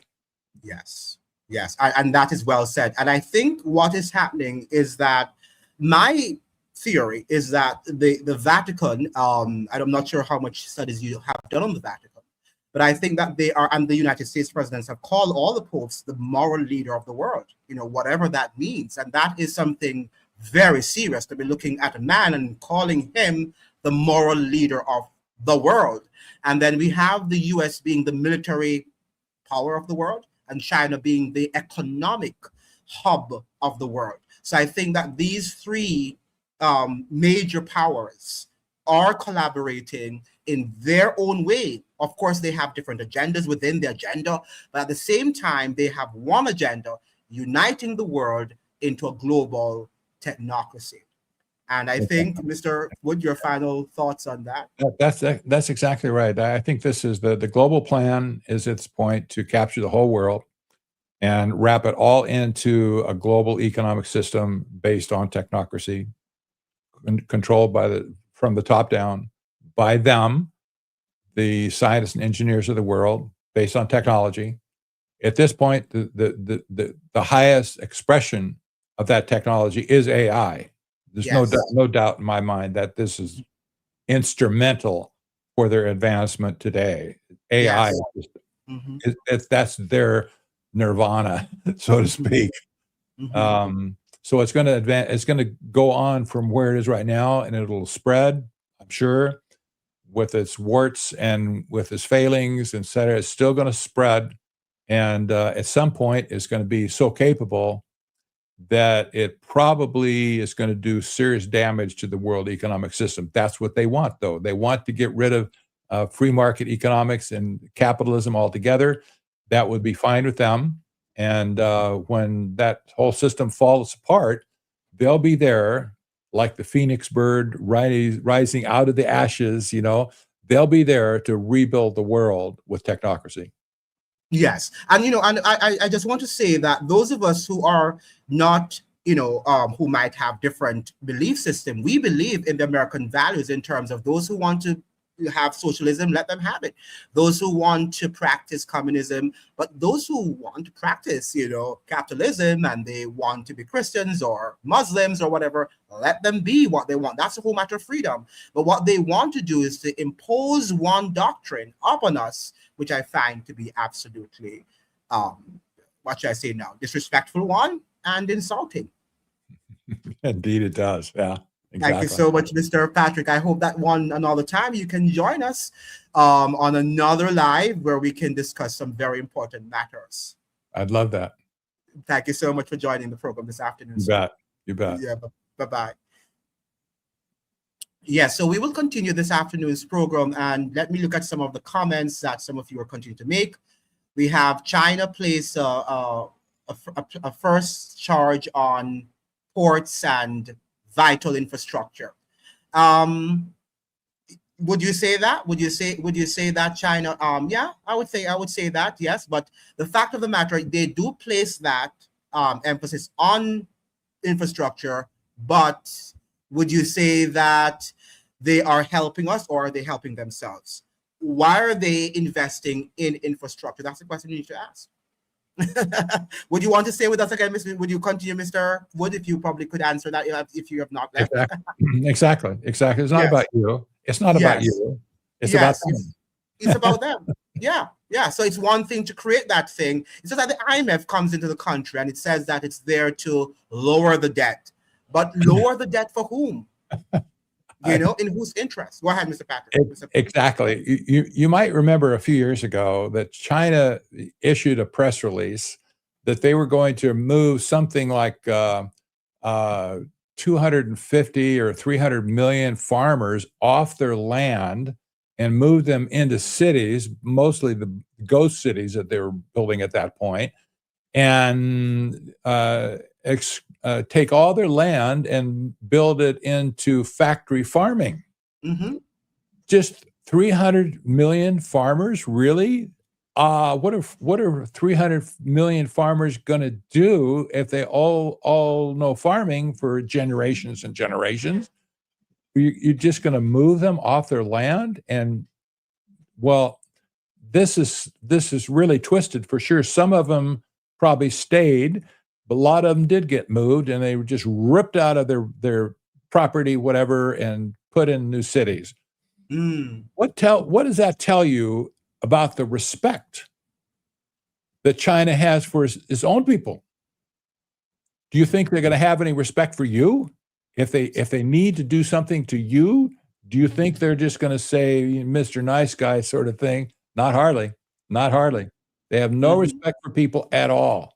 Absolutely, absolutely. I find it very weird to, as Black people, and I'm a Black person, that Black people and people of color find it very that Chinese are very they're tolerant of multi-ethnicity, and I don't think they are. But maybe I'm wrong. Go ahead, Mr. Wood. You're absolutely right. I don't think you can't find any. Well, people in Africa, for instance, I haven't been there to see this, but I've read a lot about people's stories from Africa. Mm-hmm. The Blacks in Africa have no use for the Chinese because they treat them so poorly. That not like slaves necessarily, but they're treated so poorly by the Chinese with condescending attitudes. Ordering him here, do that, whatever. And this is demeaning. And people pick up on that sort of thing, and I think there's a general attitude amongst the Chinese that the Chinese is basically the dominating race of the planet, and everybody else is should be under them. Yes. Yeah. There's a Black English teacher in China right now, and she and her husband lived there. He's from Africa, incidentally, and they were giving their experience. They love it, their experience there.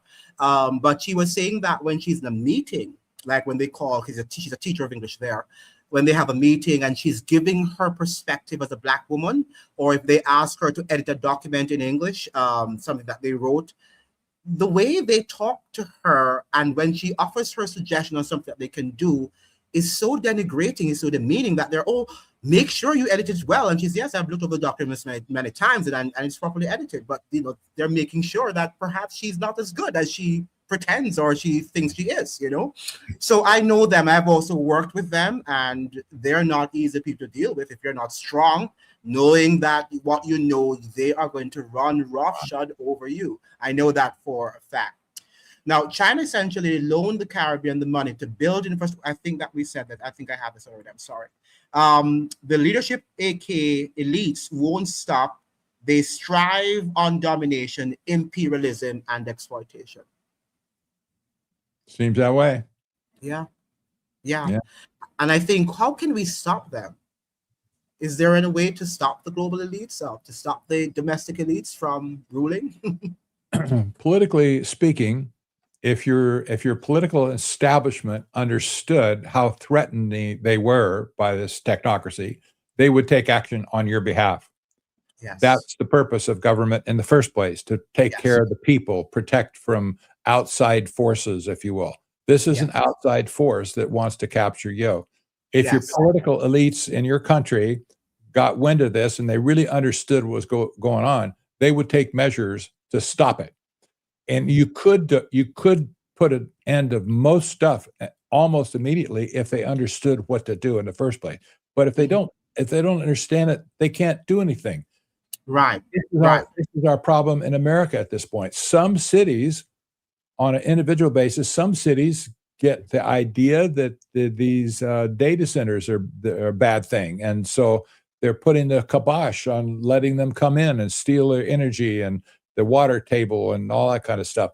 Well, that's on a case by case basis. But if our political class doesn't have the understanding in the first place of who the enemy is, there's nothing we could stop it with at this point. Yes. This is the purpose. Yeah, I sort of blame us to the followers because I think that if we were to educate ourselves too, then we will push them to do what we want them to do. But so oftentimes you talk about technocracy and not many persons want to look at that. But if we had multipolarity, yes, it's going to happen. The entire world would be here because we'll be talking a lie, and people they prefer lies than hearing the truth. Mm-hmm. Yeah, exactly. The exactly. Bible says that they like darkness rather than light, So as a result of that, they are going to be covered in darkness because they love darkness. They love what their politicians tell them. And as you mentioned, Mr. Wood, look at how Trump, when he was on the campaign trail, he was talking about the popular topics that Americans wanted to hear. On the conservative side, they wanted to get rid of the federal system, that's the federal bank, and the central bank, and all of these things. And he said he was going to do it, but he's doing it in a way that to sort of appease and to satisfy the global elites. What would you say on that, Mr.? I know that Yeah. at this point, you have to you look at who the global elite is. This has been a topic of mine for years. I've been always willing to name names of people who I think are behind pulling strings. Mm-hmm. I've named every member of the Trilateral Commission along the way. In fact, anybody can go to their website, trilateral.org, and download their membership list and go for it. Yes. But there's been other people, other groups outside of that, I'm sure, like the Bilderberg Group, maybe the Atlantic Council, and some other organizations around the world that are really heavy into this management routine, you will, vis-a-vis technocracy. But just to try and sum up, like in just one group, there's no way that you can do that at this point. There's spread sufficiently across multiple groups. Mm-hmm. It's hard to get a handle exactly who you're dealing with here. But we do know that it exists, and we know that they make plans, and we know that they are able to execute their plans. For instance, what supranational organization was successful to execute shots on 72% of the world population for COVID? Who did that? It wasn't the United States. It wasn't our military for sure. It wasn't Europe, probably not Trinidad either. But who did that? Who has the overall authority to see something like this through? Yeah, crazy. So yeah, there is an elite. They're probably very evil at this point. They know exactly what they're doing, and we're talking one element for sure. Technocracy is probably going to be the most evil system we ever saw in the history of the world if it gets established in the whole world. Mm-hmm. And we'll all look back and we'll rue the day that we were talking about it now, and he didn't do anything about it. Yeah. Somebody's saying here, is it Chris H, that is the WHO that actually did what they did during the pandemic. How would you respond to that? The WHO that they were the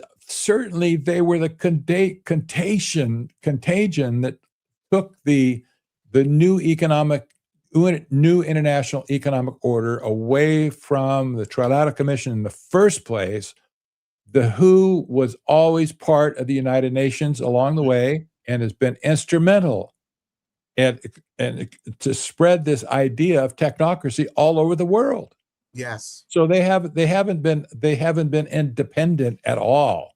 They've always been under the thumb of people like the Trilateral Commission in the first place. Yes. And they're controlled. It's a privately run organization. When you think about the amount of money that Bill Gates actually gave through his foundation to the World Health Organization, it's not really public, as they say. What would you say about that? You're right. You're right. Yeah. You're absolutely right. Yeah. And something that we did not mention today that I would like you to also address is the fact that our nation states are no longer public. They seem to now be run, maybe they're public still, but they run as private corporations. What would you say about that? This was the idea in our country of this so-called philosophy called the Dark Enlightenment, that's been promoted by Peter Thiel and other arch technocrats in Washington, D.C., and it was started by a tech bro in Silicon Valley his name is Curtis Yarvin. Mm-hmm. His philosophy that's permeating Washington, D.C. right now is, number one, we have to establish a monarchy on America and get rid of the president, office of the president. We have to, maybe we'll have a parliament or something, but no substantive body politic. And they want to have all the assets of the country owned by a sovereign corporation. Mm-hmm. That's SovCorp, where there's no government involved per se, but there's a CEO type that runs the country like a startup company in Silicon Valley. Yes. How crazy would that be? But, basically it's a dictator with the power to say off with their head if he doesn't like something that you do. Yes. And not only that, all the property will be owned by the sovereign corporation in the first place. So this was, if you say, well, if a nation state now acts like a sovereign corporation, that's where this comes from in the first place. Yes, yes. Now, this is nonsense. De-dollarization and multipolarity is quite real. What would you think of that, Mr. Wood? Well, you know what? Everybody has to have an opinion, I'm sure. Absolutely, absolutely. And we respect everybody's opinion. But maybe he hasn't been listening to our whole conversation, right? Correct. Or maybe he's just a troll, trying to spice things up here. I don't know. But if he's listened to our whole conversation, there's nothing really that he can say that disproves what we're saying. Correct.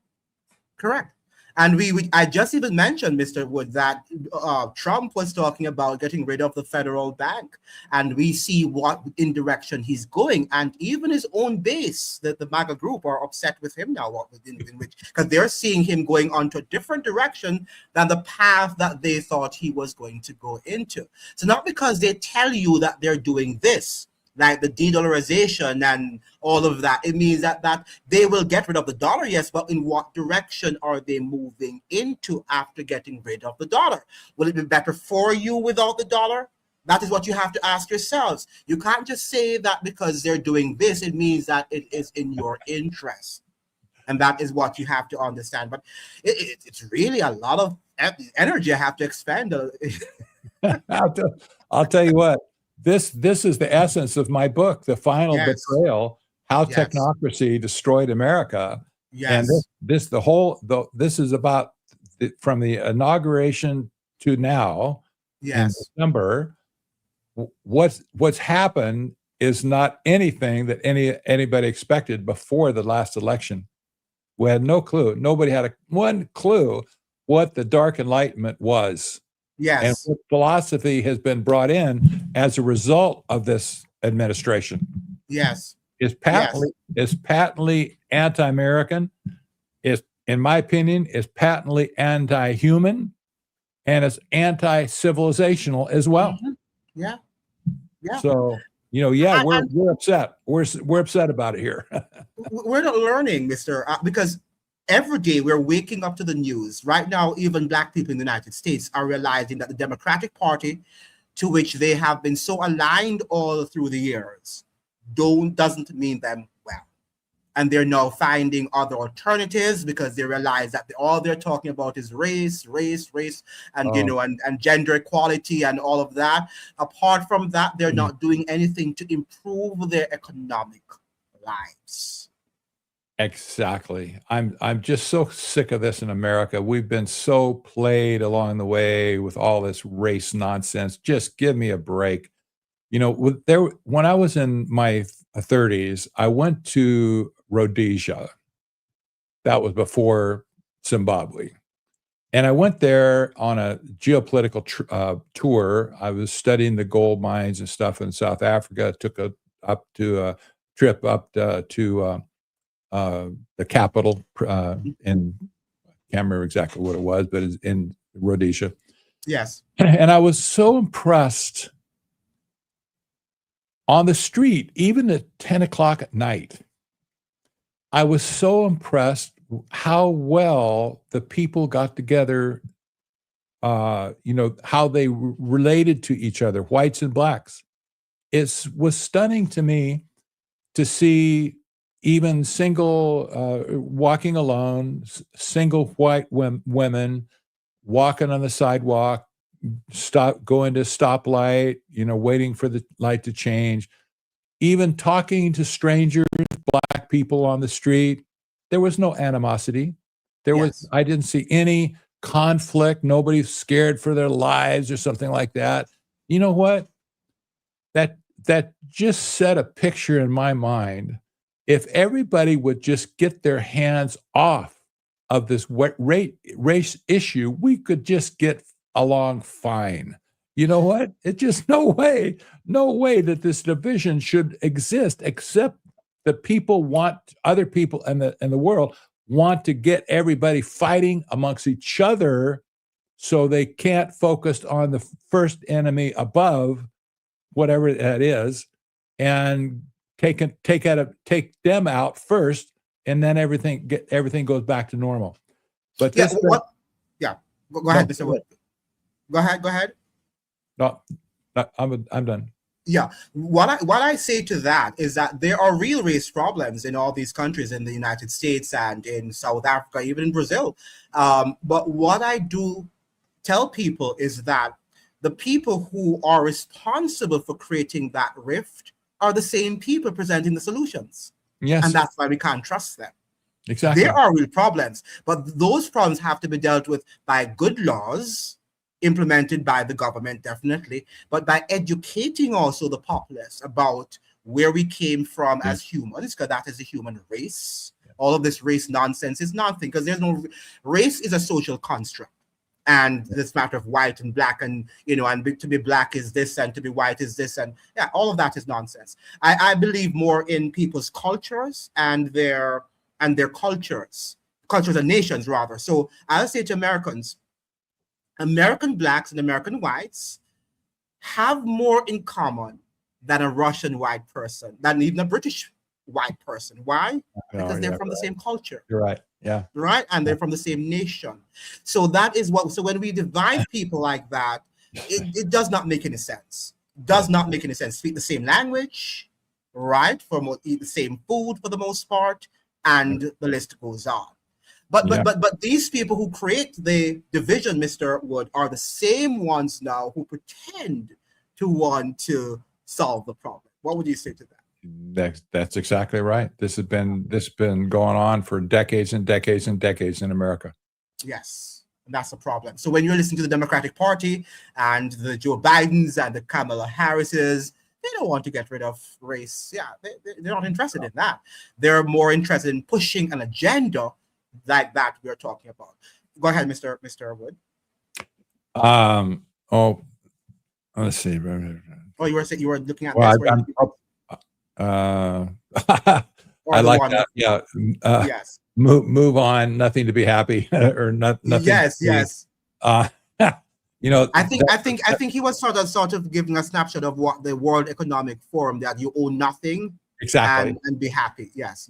Exactly. So, and you can see this is coming on the horizon with this new tokenization strategy that I talked about, where assets are going to be tokenized, and the underlying properties, or they'll still be there in physical space, but the titles of those were going to be lifted. The value of those are going to be lifted away from those properties and traded like stocks or whatever on the global market, and able to accumulate into the rich of the hands of the rich, the oligarchs at that point.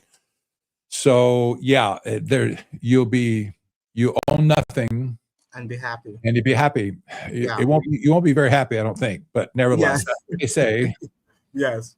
Yes. You know what happened? There was a black lady, and nobody can express themselves as African Americans of the lower class, and she was expressing her angst. I'm sorry I don't have that video here, a clip of the video, about what the Democratic Party has done in Chicago. And you're talking about all of this social justice, and you mean absolutely nothing good. There's nothing good in you about us. You're defending us, but we're going to fill our bellies up with social justice and, racism and, religions and I'm not religious versus you are religious and all of that. And we war amongst ourselves based on religion, race, nationalities. At the end of the day, they are dividing us and they're conquering us.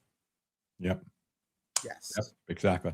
So, and that is what you're saying, Chris. We're not saying that race is not a problem in America, in the world in general. And that's why I'm saying, Mr. Wood, that the BRICS country, Brazil, Russia, China, India, and South Africa, all of these countries have problems with race.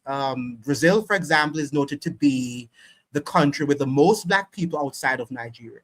And when you go there, you see that great, it's worse than the United States. They say that they have social, racial democracy, but there is none whatsoever.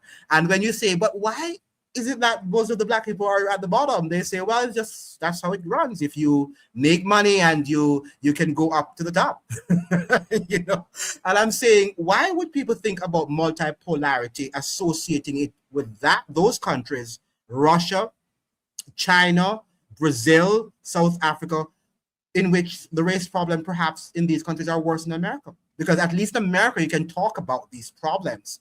In these countries like China and Russia, you can't talk about that. You just have to go with the system. Go ahead, Mr. Wood. That's right. Exactly right. Yeah. So as much as we think that the Western system is bad, and it is bad, we can see that we're losing a lot of our freedoms, but let's not think that the grass is greener on the other side. Let us stick with what we know and try to improve on it as much as we can, rather than saying we're going to bury or we're going to throw out the water, what's the expression? The baby with the bathwater. Yeah, and I think that's what we want to do. We're throwing out the baby with the bathwater, and then when we are having done that, we're going to realize that it's worse than, our lives are worse than we think, because what we have, we're not treasuring it, and we need to treasure some of the things, the values, some of the laws that we have inherited in the West, and try to, because if Marcus Garvey, Mr. Wood, his thing was that the Black people in this neck of the woods would have copied the best things of the West, brought it back to Africa, build institutions over there that Africa could develop as well as the West. His thing was not, his vision was not to throw out everything. Oh, the West is all bad and it's evil and everything. He says, no, understanding the flaws, but accepting that which is good and using it to strengthen and to build institutions in Africa. But suddenly the school system is telling us that everything Western is bad and it's wicked and it's evil, and we ought to look to the East. And that is what we're saying, that is not true. Yeah. All right, so this is interesting. I haven't heard the whole "you will own nothing and be happy" explained regarding the tokenization of things. Yeah, well, that is what the World Economic Forum says, that we own nothing and we'll all be happy. Are we there, Mr. Wood? Are we nearing to owning? We're very close. We're very close at this point, I think. And when Larry Fink, the head of BlackRock, says that the whole world is going to be tokenized, you can bet on it. At some point, it's coming really fast. Yes. So what would you say to us now to read? Let us end on this this note. What are the books, apart from your books? And I want you to raise your book again. And the first one to your first book was, I forgot the name of that text. Well, and the latest one that you have written. Yeah, Technocracy Rising was my first book on technocracy. However, my first books were written by myself and Anthony Sutton. 1978 to 1980, we wrote two books, 2 volumes of Trilaterals over Washington. That was our view at the time with the Trilateral Commission. And so my first book came out in 2015, Technocracy Rising. Then my middle book was The Hard Road to World Order. My third book was The Evil Twins of Technocracy and Transhumanism. And now my latest book, The Final Betrayal. please go and get those books. And also during the pandemic, Mr. Wood, I was always, every morning I got up, I was on your side. That is technocracy.news. If you want good news, and especially on technocracy and what's happening in the world, I think you need to visit and to contribute also to the sustenance of the website, because it's very real, rich, good information that you can digest and share it. Also, share the link with other members of your family and friends, because we need to educate each other. That's why we're here, to educate everyone as much as we can, so that if we're not educated, then we're not going to be able to fight against the system, because we're going to go along with what we hear, and then we are going to be the losers at the end of the day. So thank you, ladies. Thank you very much, ladies and gentlemen. I'm going to end it right now because I'm tired and I need to go and get some a little water and something to hydrate my system. Thank you very much again, Mr. Wood. I really appreciate your time. I enjoyed, and I think we have to discuss another time. I hope that when they have replayed the live, that they will see the value of the information that we're sharing here. We can hope so. You bet. Yes. Yeah. Thank you so much again for joining. My pleasure. Bye, members. We'll see you. Remember, tomorrow we have another live with Mr. Pereira, so please be there, and he will be telling us about what is happening in Venezuela. All right. So please come tomorrow. Mr. Pereira will be here tomorrow at 4 p.m. as that's Atlantic Standard Time, and he's going to tell us he was in Venezuela. He said he had a last minute invitation to Venezuela. He should have been here last Monday and he wasn't here. So he's making up with us tomorrow, and he will be here. So let us hear what he's saying about what is happening on the ground in Venezuela, since he was there last week. That is interesting. I haven't heard this. I think I did this already. Bad idea to own nothing. You must own land, absolutely. But that's what they want to do. They want to take away everything from us. Excellent show. Thank you so much. So tomorrow, I'll see you tomorrow at 4 p.m. again, and we will talk with Mr. Gerald Pereira. Be here tomorrow to listen to Mr. Pereira and what he has to share with us about the impending war on Venezuela. See you tomorrow. Adios.